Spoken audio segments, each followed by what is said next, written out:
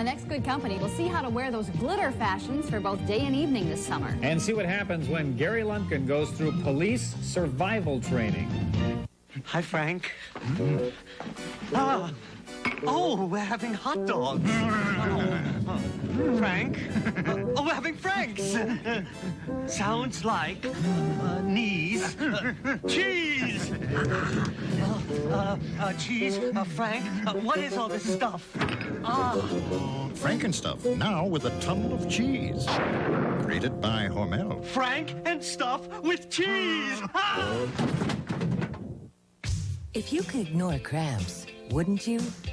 If you could rid yourself of backache and headache, free yourself from water weight gain, and avoid monthly tension, wouldn't you? Now you can with new extra strength multi-symptom relief formula Pamprin.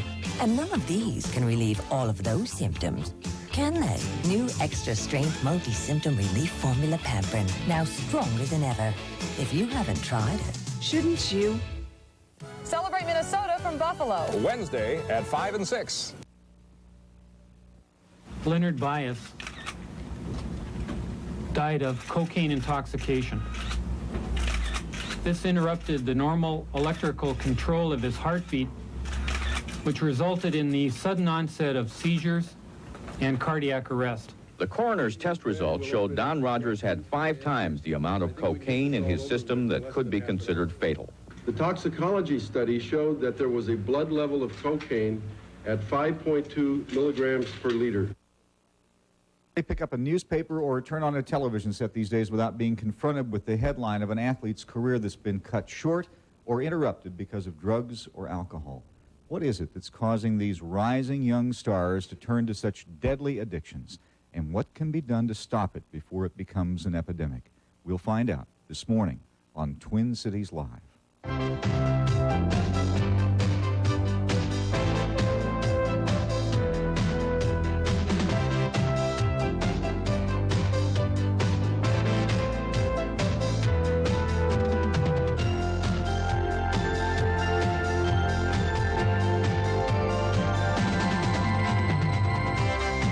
Carl Eller, what was your drug of choice?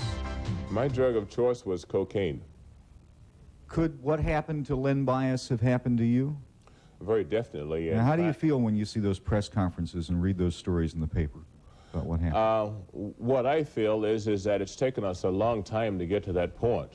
And I think that I've had many complaints about the media, about them glamorizing the use of drugs by athletes and not really talking about the danger of the drug. How do you feel in your heart, though, when you see those stories? Does something in there ever say, God, that could have happened to me?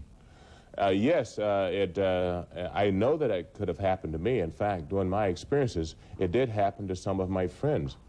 So I'm very aware of what the cocaine can do. And I just think that it's taken a long time to bring this type of reality to the American public. What happened to you? Was it alcohol first?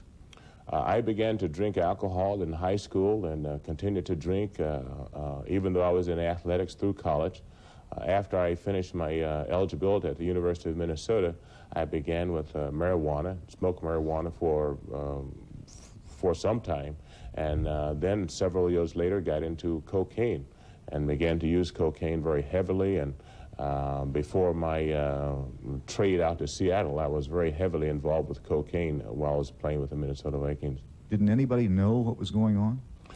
No one really knew. I think there were suspicions, but they did not really know how to detect or how to confront, really until I had reached a point where I was just not being responsible, and my character changed quite drastically. How did it change, and how were you not responsible? What did you do? Well, things like I would not show up for practice, or I would not be there for meetings or training camp, and this is simply a very different way, a very different Carl Eller, because I was not that kind of person.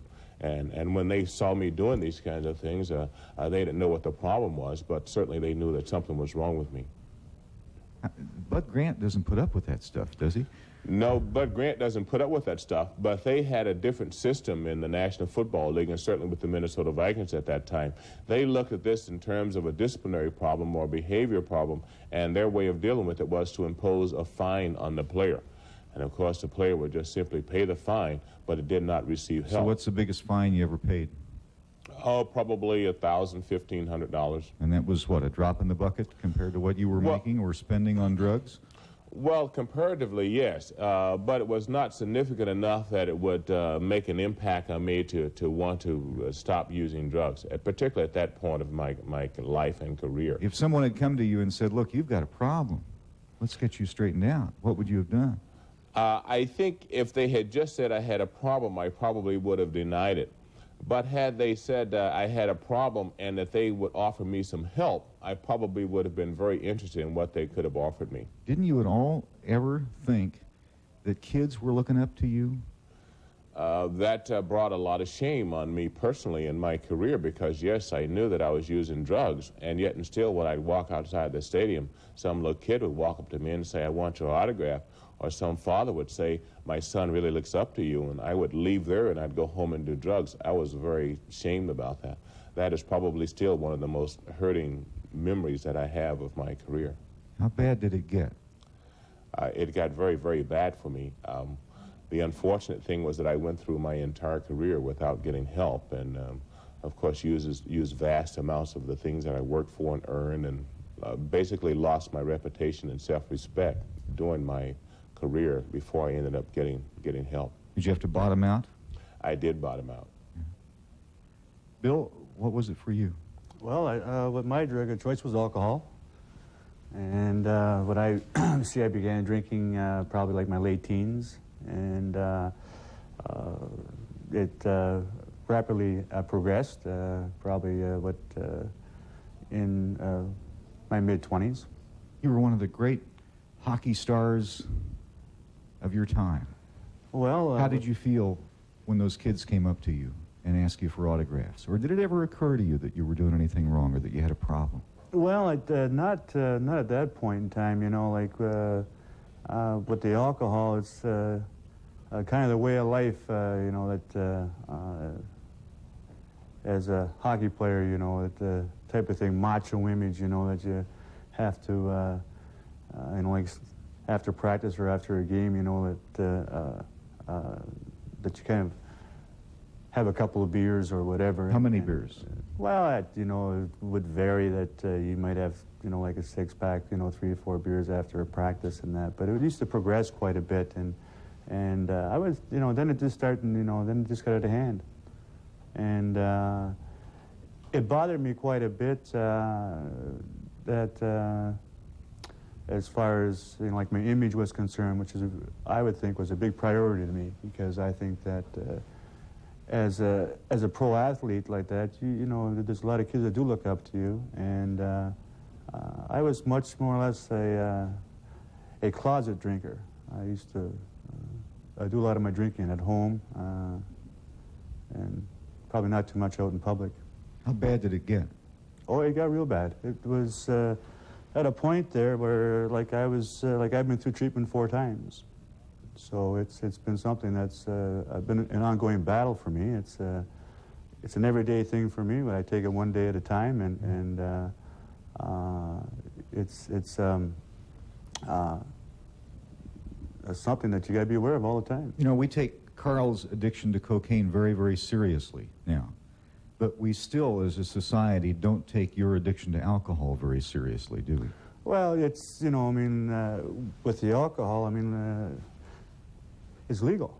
I mean, you can go out and buy it, and like you see it on TV. I mean, on holidays, whether it's Christmas, 4th of July, or something like this, you'll see where you know, what they say. Why don't you get in the spirit and you know, have a bottle of whiskey, or else buy like a case of beer or something like this, and it's I think that because it's legal, you know, they think it's okay, and which is false. How do you feel when you saw that videotape at the beginning of the show?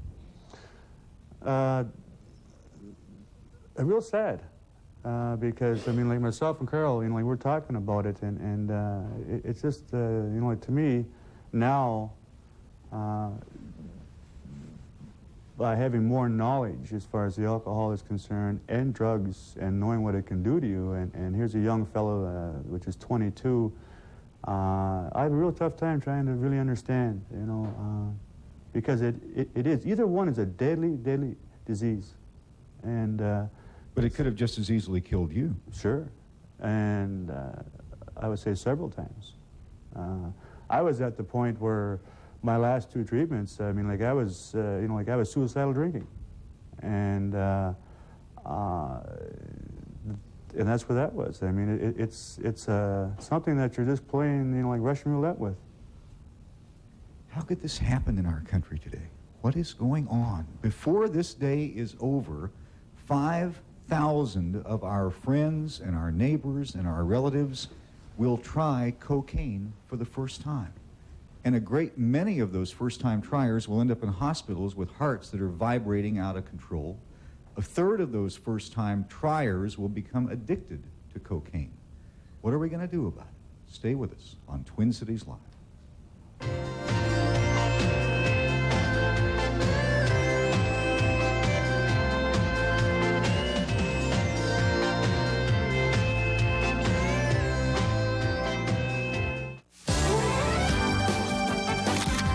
Hello, I'm Ruth Spencer, and watching Eyewitness News on Tuesday, you found our exclusive News Star coverage as 3 former Gophers stand trial in Wisconsin. We'll update you on that later on today.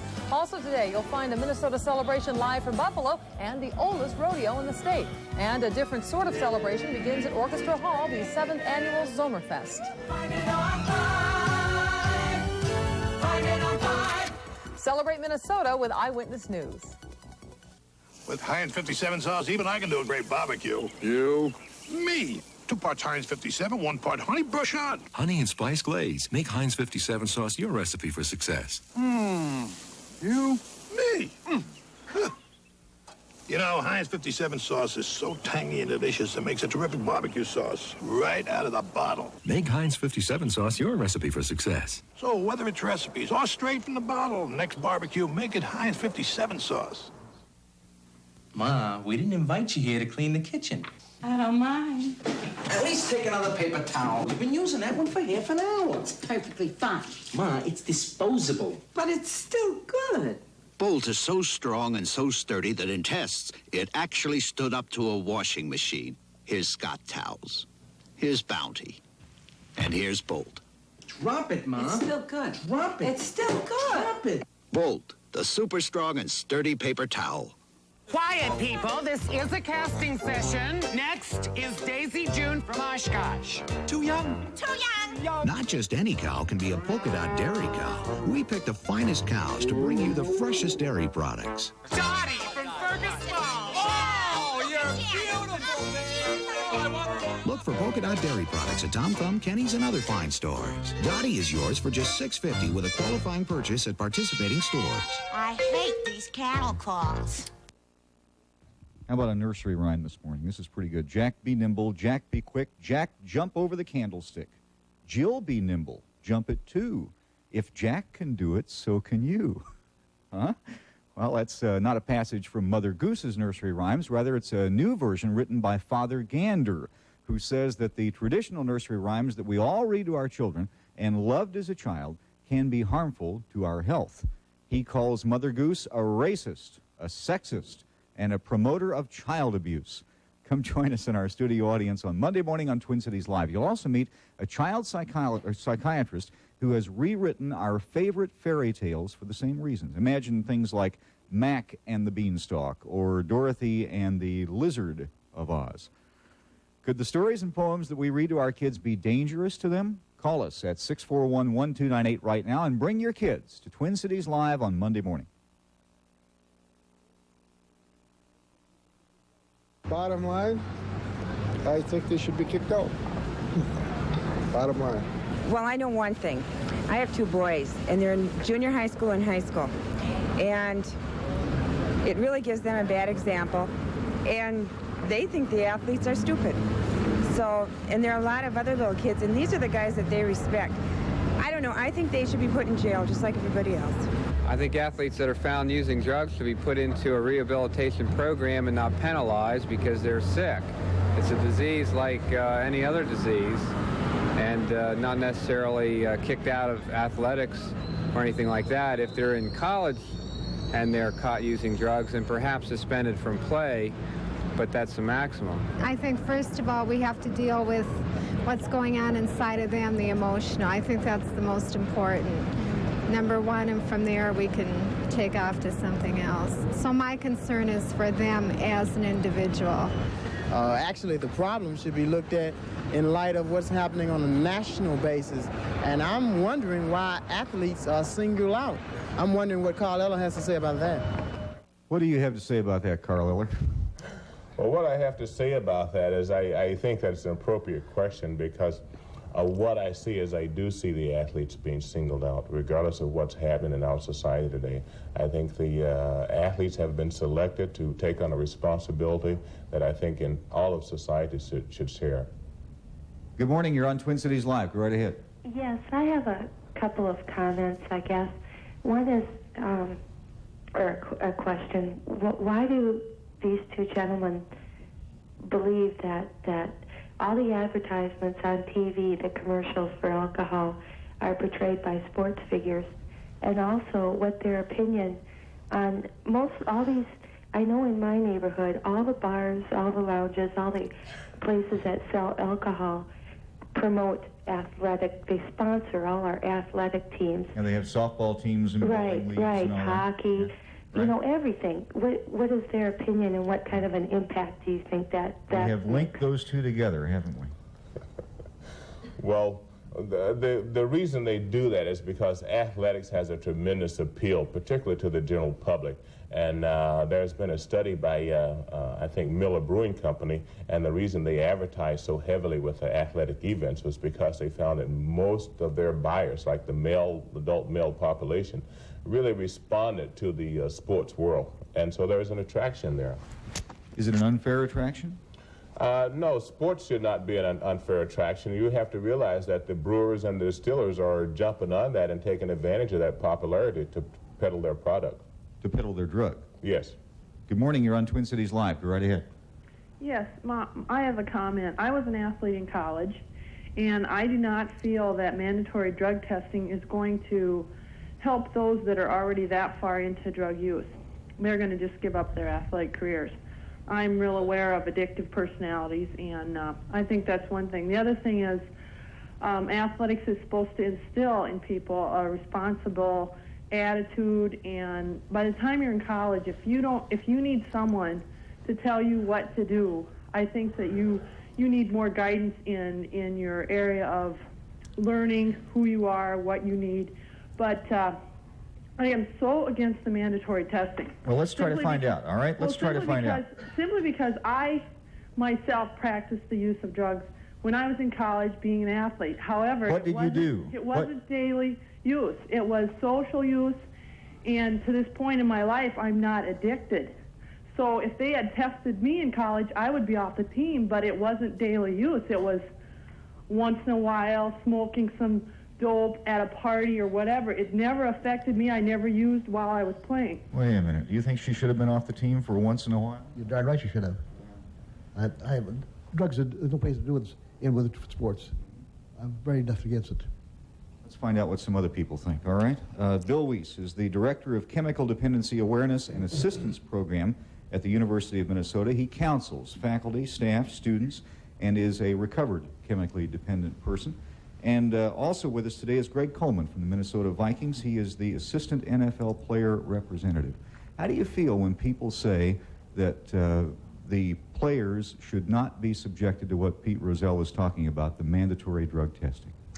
Well, it's a very delicate issue. And I think we need to clarify one thing, that the players are not totally against a drug program. We feel and we know that some of us in this league have a problem. We've addressed it, and what we're trying to do is come up with a program that'll work for both parties. And I think what the players are balking at is a way that the Commissioner Pete Rozelle tried to impose, or is trying to impose, this mandatory drug testing. We already have a drug program, and I think there are some flaws in it. It needs to be tightened up. We need to get a stronger program with some more bite in it. But the main thing is confidentiality. That has been, you know, it's been betrayed by a lot of players. A lot of guys go in seeking help, they need help, you know, they've taken the first step, and it's crucial. But the thing that they've got to deal with now is a publicity issue, you know, their names and families, you know, they're being raped through the media. You know, these guys are selling stories, sensationalizing these, you know, these quote-unquote famous people, and then that's another problem. They've admitted, one, yes, I have a drug problem, I need help. But then the second phase, you know, the exposure that it's undue and it's unfair.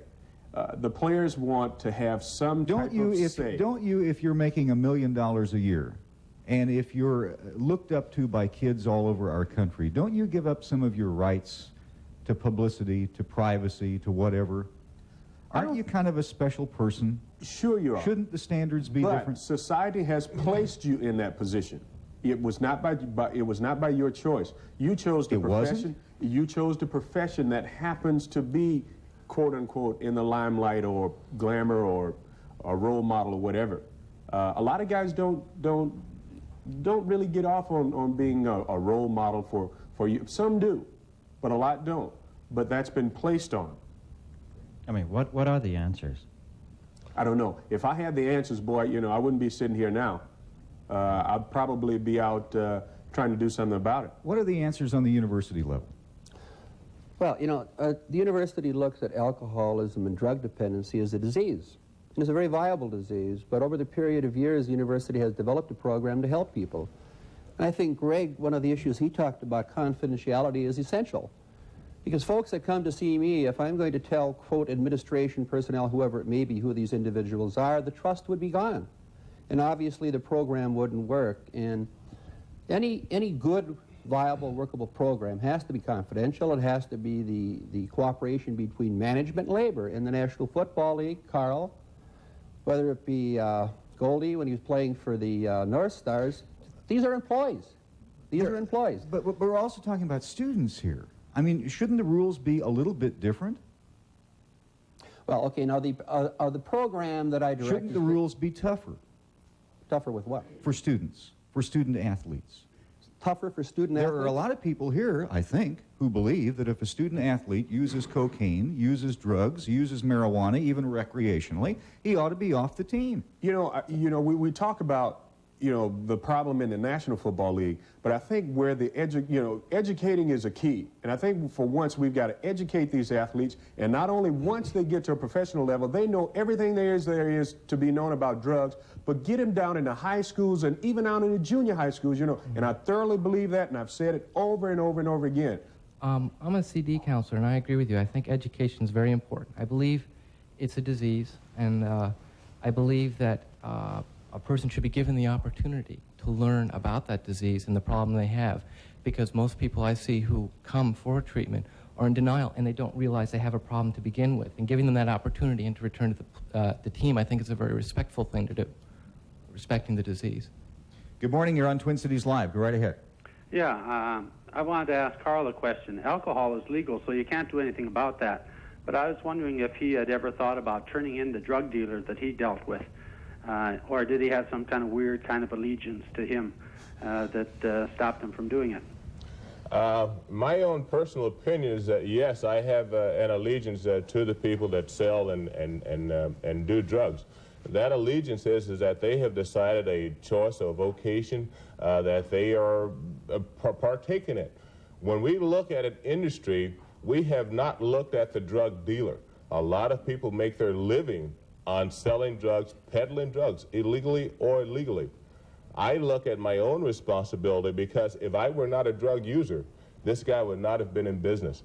No one ever made me take drugs. No one ever forced me to buy drugs. And so the question is, with a lot of the drug programs, is they want to get rid of the drug people, but when you do that, they just move on to something else. That's an industry. Is the testing a fair thing to do? Can you beat the test? Can the tests be wrong? We'll find out when we continue in just a minute.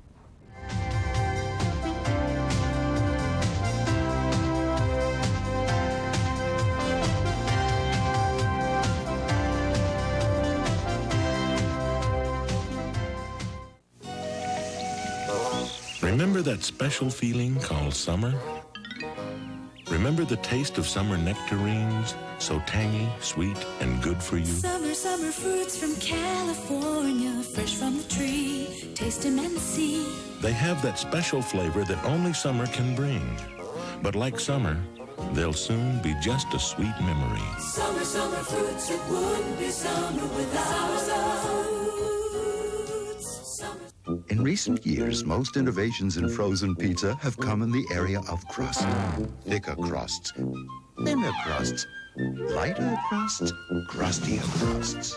Double Top Pizza from Tombstone puts the crust where it belongs, on the bottom of the top. And our crusts are doing double duty because Double Top doubles the toppings. Double the meat, double the cheese, double the taste. Double Top Pizza from Tombstone. You'll think twice before you buy anything else. In the land of Dairy Queen. Right now, Dairy Queen, an American original, has America's favorite hot dog on sale for just 39 cents. Plump and juicy with mustard and ketchup. Find out why it's America's favorite hot dog. Now only 39 cents. I tell you, that's a top dog. At a rock bottom price. At Dairy Queen, an American original. Hard water stains are a resting place for bacteria and fungus. You should use Lime Away right away. It's formulated to clean away hard water stains. The bacteria and fungus are carried away, too. Don't let hard water stains build up. Use Lime Away. And now, from the makers of Lime Away, a new extra-strength toilet bowl cleaner and disinfectant for hard water stains. Look, it starts to clean and disinfect on contact without the hard work. Lime Away toilet bowl cleaner. Extra strength, extra easy cleaning. On Tuesday morning on Twin Cities Live, you'll meet former Mamas and Papas star Michelle Phillips. Come join our studio audience and find out why she was fired from one of the leading groups of the 1960s. How did she cope with the drugs and the jealousy that ultimately drove her apart from Papa John Phillips? And how is she faring as an actress with shows like Hotel and Love Boat? Michelle Phillips will reveal all, and you can be a part of the show. Come join us. Tickets are free. The number is 641-1298. Give us a call right now.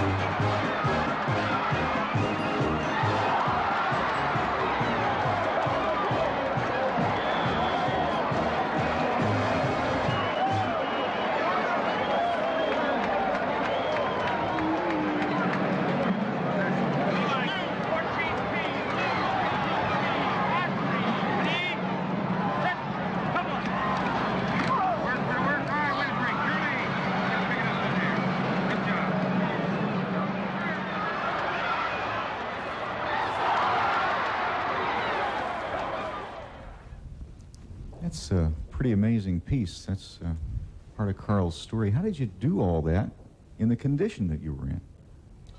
Well, the progression took place over a number of years throughout my career. I did not begin as an addicted person, even though I ended up as an addicted person.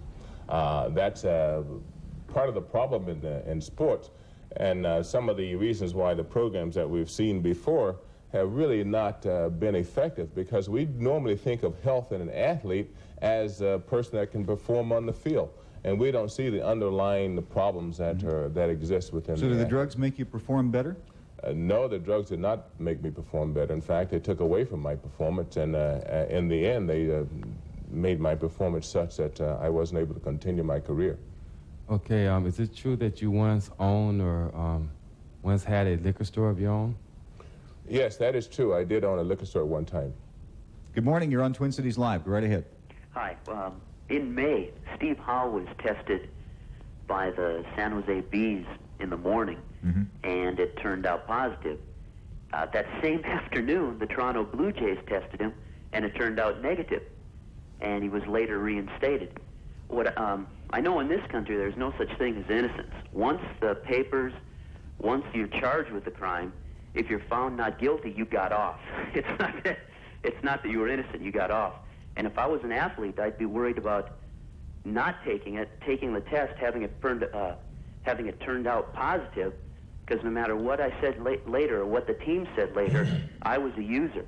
And if it's that important, how come they should be starting with airline pilots and CEOs, not with athletes? Let's find out from Dr. Gary Peterson, who is the medical examiner for Hennepin County. Is it possible that those tests are wrong that Steve Howe has been going through? He says that he is clean.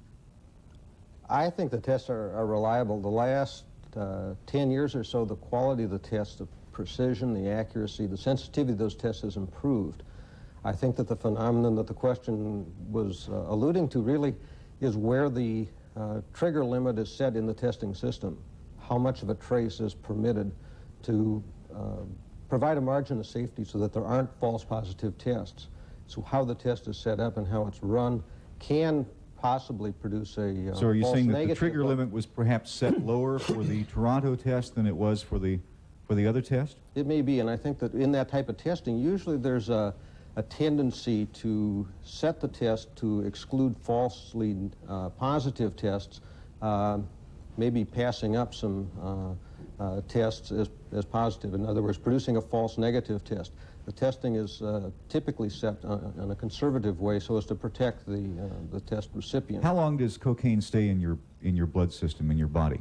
It depends on the dose, and it depends on how much the individual... For a recreational user, like we keep hearing about? Typically, we're talking in a period of a day or two. It can vary. It can vary with the individual. It can vary with the dose of the drug. It takes longer to metabolize, to burn off a greater dose of drugs. And then again, it depends on just how that test is set up, where the trigger level is in terms of where positivity is going to be reported as being positive or negative. How much of a trace might be allowed before the test becomes positive. And so what was it that killed the two players? Cocaine can probably kill half a dozen different ways. It's an extremely potent drug. It's one that puts the body into overdrive, so to speak. It can have an effect on the central nervous system, produce convulsions that can be fatal. It can raise the blood pressure and cause hemorrhage from a weakened blood vessel. It can cause the heart to exert itself. It can produce literally a heart attack. It can cause loss of electrical control of the heart. And then sometimes adulterants in the drug can have their own reaction, or there can be something akin to an allergic reaction to the drug. Probably half a dozen different mechanisms that take place.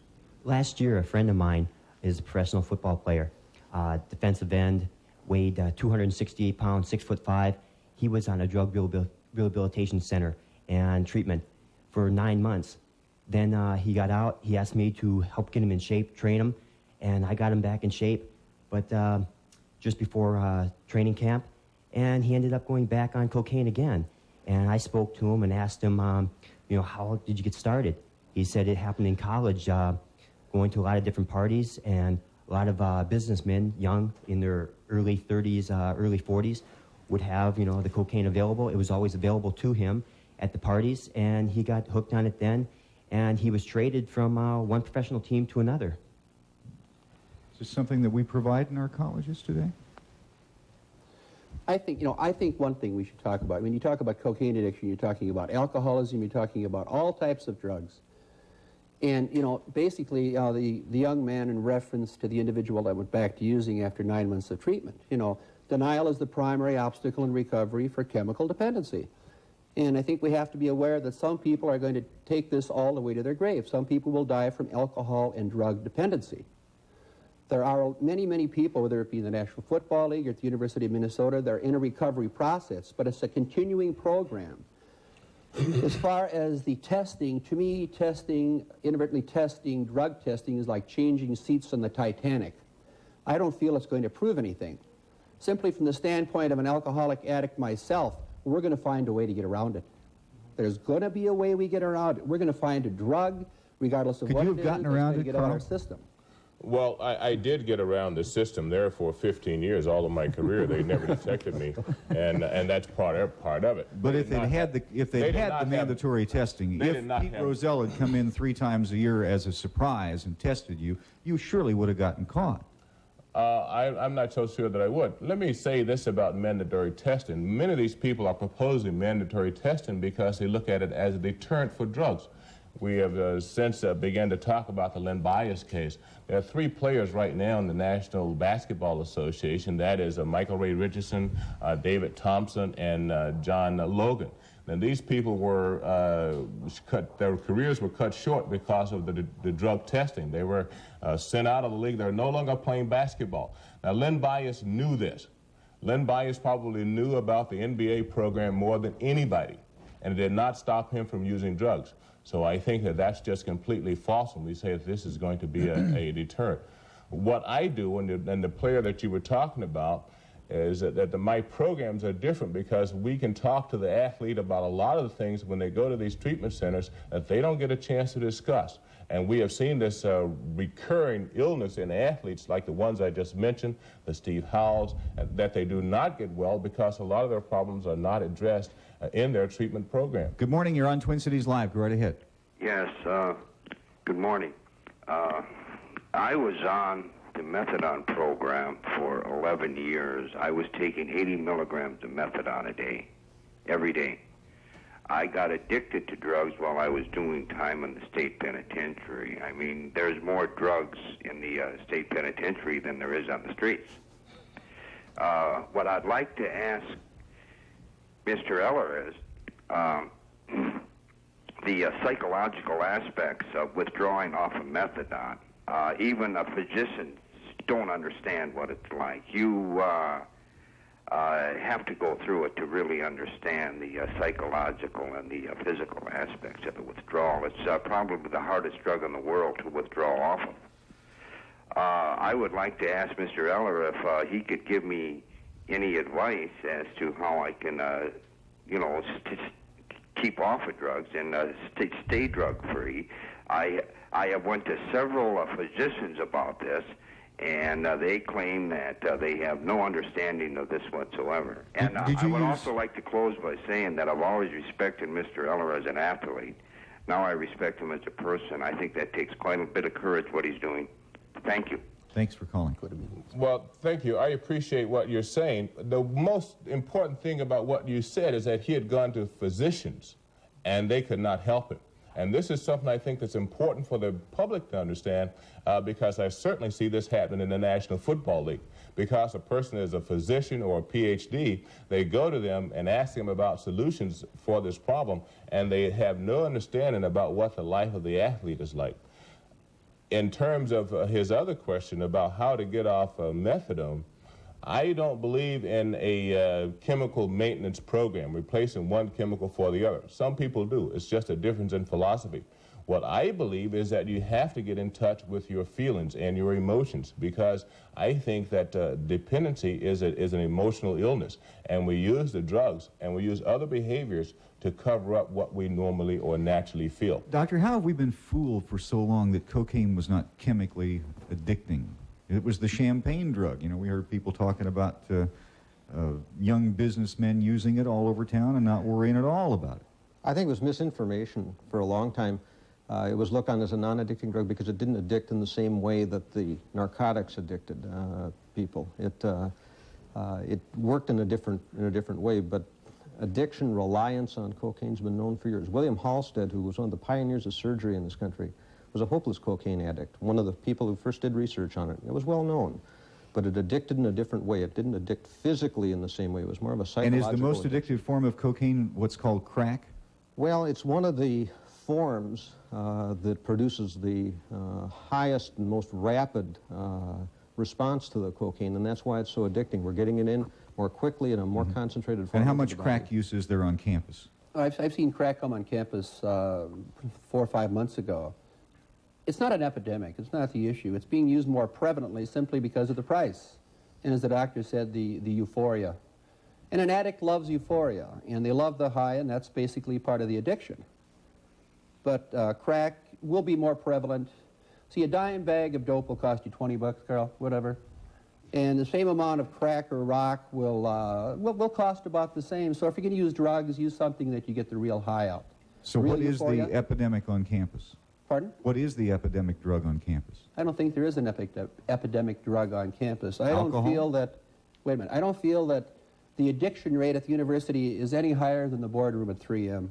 National statistics mandate that. Stay with us. We'll be right back.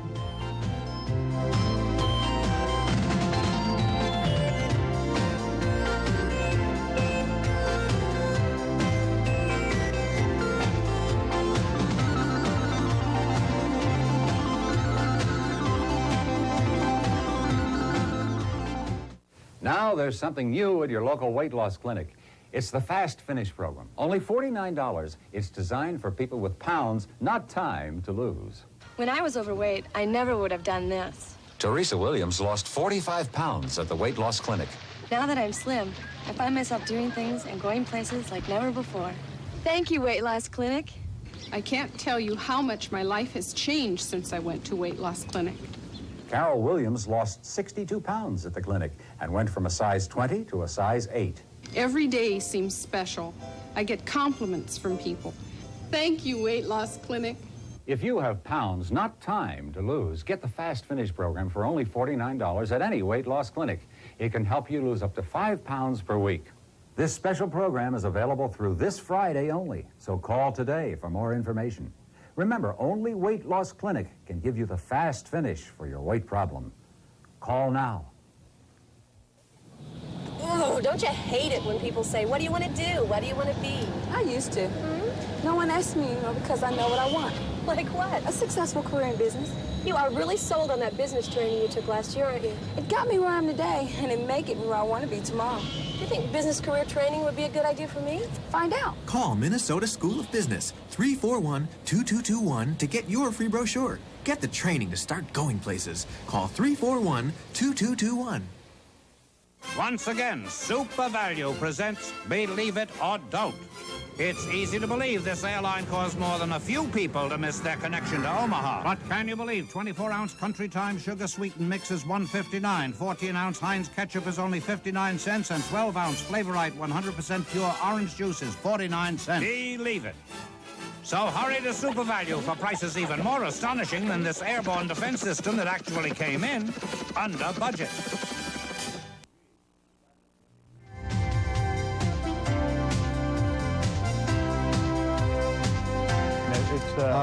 You had a question you wanted to ask. Yeah, I did. In one of the recent issues of the Journal, Dr. Forrest Tennant talked about what he called the post-drug impairment syndrome, in which a recovering cocaine addict and athlete would be unable to maintain that competitive edge that they had previously. As a matter of fact, he went on to say in his observations that only maybe 10 to 20% of the top professional athletes were able to reach that competitive edge that they had previously. What is your comments on that? I disagree, because I think an athlete is born and trained and reared to believe that, he can continue to do anything. Sometimes you feel invincible, even though this is a very, very traumatic drug and it has effects. And sometimes, like Carl mentioned, he went through the league 15 years. All pro, the best defensive lineman in the National Football League. So that didn't deter his performance. So I disagree with that. Well, I played well, like when I was using the alcohol, but I have second thoughts now. Maybe I could have been better. That's the point that I'm saying at, and it got to the point there with me where near the tail end of my career with my drinking, I used to play at 200 pounds, and I was down to 172 pounds. What he's saying, though, is that these people, they may be able to reach their previous limit, but then they relapse. And the problem is they relapse. Let me tell you this. Is that Forrest Tennant is getting a lot of publicity and a lot of notoriety, but I really don't think he knows very much about what's happening with athletes or treating athletes, particularly athletes with cocaine addiction. The reason that they have a relapse is because that through playing athletics, they achieve a natural physical high that's very, very similar to the cocaine addiction. And so when they place an athlete back into competition, he reaches that level. that makes them feel the close similarity between the previous addiction. And that triggers that mood-altering, seeking drug behavior. And the other thing is that it's completely false that athletes cannot return to their previous level.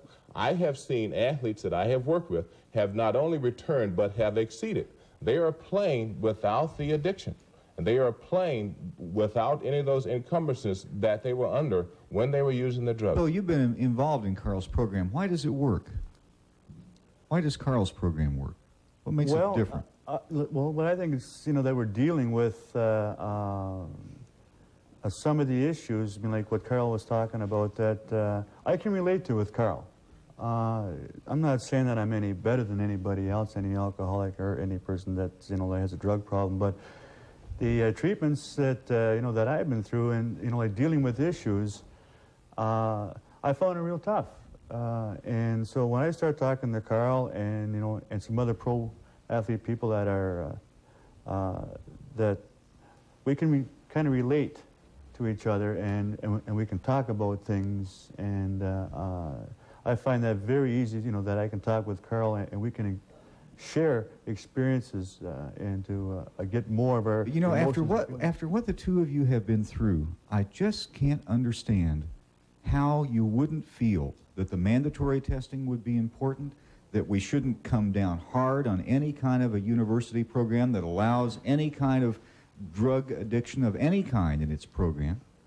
Gene, that wouldn't just throw them out. Is a question I'm going to put back to you. Football players are part of society. You guys are part of society. How many of the people in the viewing audience would agree to mandatory drug testing on your present jobs? I don't know. Would you agree? What do you do for a living? I remodel homes, and I definitely... We mandatorily test home remodelers? I would think that if you're not afraid of getting caught using drugs, why would you be afraid of taking the test? I don't have a problem with mandatorily testing talk show hosts. What my problem is that we have spent 20 years declaring war on drugs, and we've got to start waging war on drugs. Well, I just read this morning We're killing people. where the Reagan administration are, now sending troops and arms down to Bolivia. It's not here. Once it gets to this level, it's kind of out of our hands. We've got to start back in the back routes, with the pushers and educating our young people. What about human error? The tests are going to have human error. Are you going to be the one willing to ruin someone's career with human error? Are they going to have human error?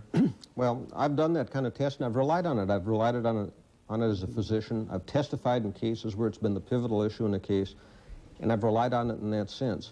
Typically, when a test is positive, there can be retesting. There's follow-up testing. There's reconfirmation by using a different technique, a completely different approach to confirming it. I think that the worry about human error is not as great as the questions. Good morning. You're on Twin Cities Live. Go right ahead. Yes, Dean. I can't understand why Greg Coleman is so dead set against testing when using drugs is against the law. I'm not dead set against drug testing. Don't get me wrong. Listen, I'm not a drug user. I've never used drugs. I didn't even drink champagne at my wedding. So if anyone knows me, they know exactly where I stand. The issue that the Players Association is opposed to is the way that the commissioner is going about implementing this drug program. Please understand that. We as players realize that we've got to have a better drug program. It's just that the commissioner is violating our collective bargaining agreement. It's an agreement that we all fought and struck for back in 1982. And if he can go in and take something out of this collective bargaining agreement, what's to say that he can't pull something else out under the integrity of the game? I don't know. That's the only thing that the Players Association is opposed to. God knows there are, and I don't know the percentages, there are thousands and thousands of players who, we've got to do something. We've realized that. But it's just the way that the commissioner is going about implementing this drug program. Don't get me wrong, we're not opposed to a drug program. Stay with us. We'll be right back on Twin Cities Live. I agree.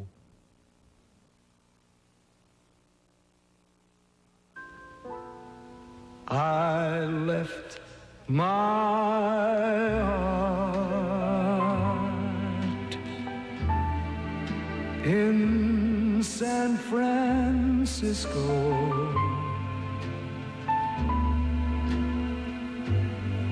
high on a hill.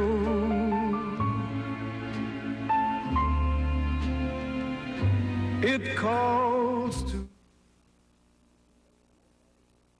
Would you let your daughter date Prince? This week's People tells how a lucky fan became Prince's date for his new movie premiere. People celebrates people as Legal Eagles director draws new style from Redford and Winger. Next, Boy George's brother exposes Boy's heroin addiction, and Scotland Yard moves in to sort out the scandal. Then, Susan Lucci from All My Children sweats out Erica's 7th chance for this elusive Emmy, and much more. Week after week, People celebrates people. This week, Prince brightening his image. C&H, pure cane sugar, from Hawaii, sweetened by the sun. Island sugar, always pure, so be sure. C&H, pure cane sugar, pure and sweet from Hawaii. C&H, pure cane sugar, that's the one. Remember that special feeling called summer? Remember the taste of summer plums? Sweet, juicy, tart, and tangy. Summer fruits from California, fresh from the tree. Taste them and see. Fresh plums are one of the good things that make summer summer.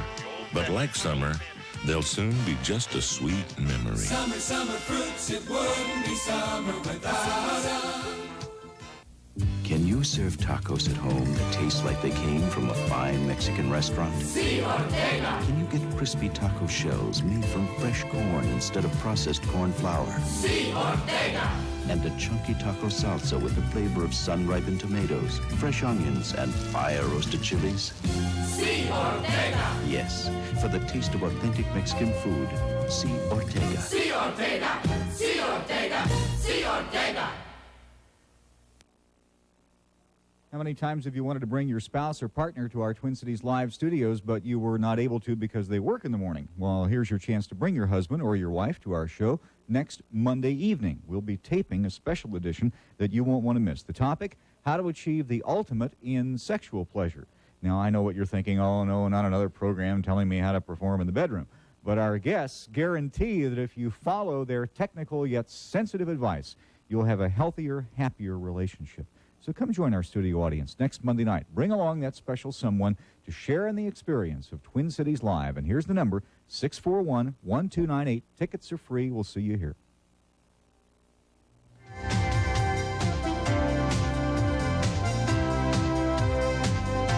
I want to pass along a couple of phone numbers that you might want to jot down at home.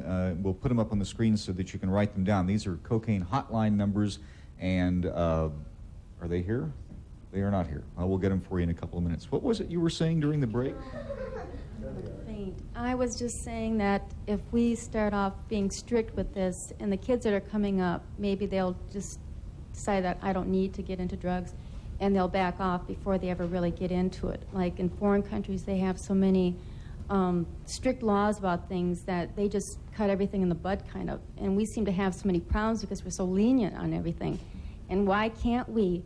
If we start with the testing, okay, the kids are going to see that, you know, if I want to play sports, I don't want my name smeared in the paper with, connected with cocaine or whatever. I don't want my career ruined before it starts. Maybe they'll think twice about ever getting into it. Don't let a kid get to that point where he has to be tested. Start educating him now. How old is that little guy there? 8, 9 years old? 13 years old. 13. Start him now. You know, then he'll know. He won't have to go through the testing bit once he's 22, 23 years old, whether it be in sports or any phase of society. That's a terrific thing to say, but the fact is that a 13-year-old kid who grows up in the ghetto is all of a sudden offered the opportunity to go to school for free, live in a dormitory that puts him in a special environment, eat special food, be treated differently, have a tutor all the way through, and be given drugs by people who are boosters of the school, and then go on to college and pass college without ever taking the classes that are required and go out and make $1 million. Now, you tell me that a drug education program for that kid's going to make any difference? Let me say this, is that what I think you have to realize that, yes, we do have a problem in our society, and we certainly do with athletics. And we were talking about the issues of testing. I'm not so much against testing myself, as Greg mentioned. I don't think that's the problem with the players. What I'm against is people taking drug testing as the sole solution. You know, I have a program where it's Samaritan Hospital, the Triumph Life Center is what it's called, and it's based on the fact that people can recover. And this is what all of us here, certainly the recovering people, are here talking about. With the proper kind of program, with the right things, including education, people can recover from it and go out and lead productive lives. In fact, they can get better. Good morning. You're on Twin Cities Live. Go right ahead. Okay, going back to the basics, there's one point I wanted to make, and that's with any privately owned business, whether it happens to be a sporting business or whatever. I think that the owner of that business has the right to institute any rules and regulations that he wants his employees to abide by. But at the same time, I think if you've already signed a contract under one set of rules, you shouldn't change the rules in the middle of the game. That's the only thing that we're saying about our collective bargaining agreement. And, like I said, the players are not opposed to any kind of drug program. We all agree. We just don't like the way it's being implemented. Stay with us. We'll be right back.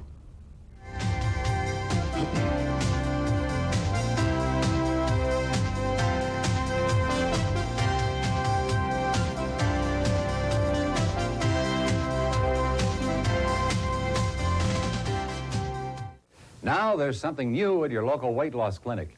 It's the Fast Finish program. Only $49. It's designed for people with pounds, not time to lose. When I was overweight, I never would have done this. Teresa Williams lost 45 pounds at the weight loss clinic. Now that I'm slim, I find myself doing things and going places like never before.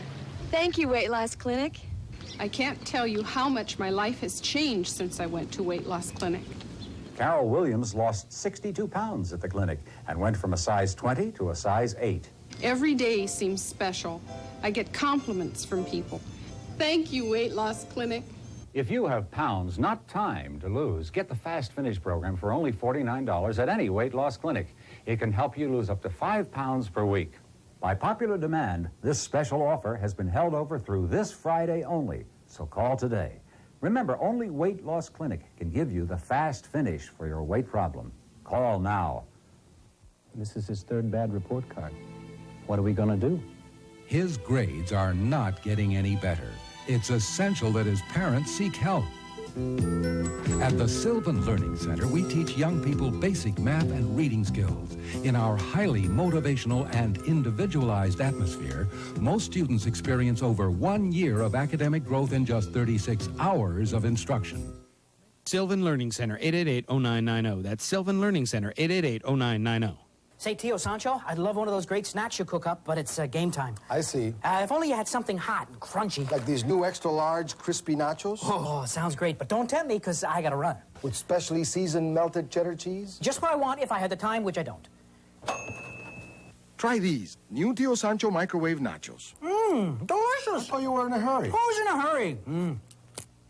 Introducing Tio Sancho's microwave nachos, the delicious snack you thought you didn't have time for.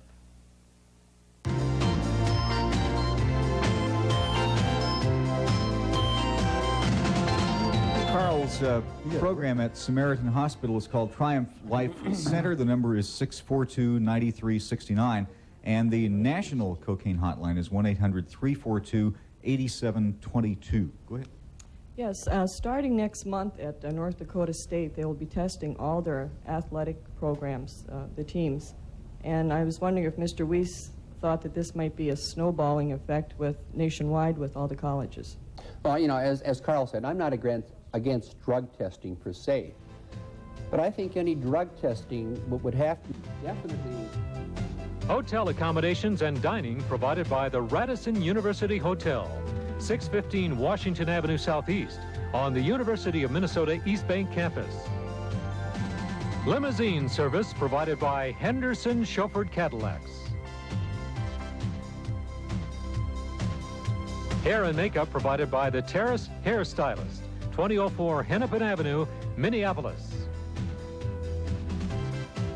How many times have you seen the coaches in these young athletic programs? First thing they do is head for the bar after the game's over.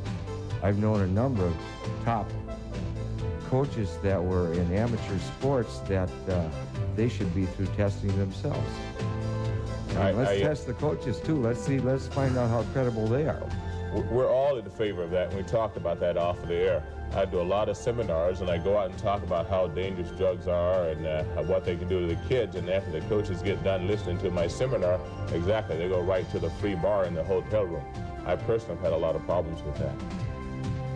One of the things we were talking about was hitting the kids while they're young. There was a survey of the Twin Cities. Important notice to all Americans born between 19...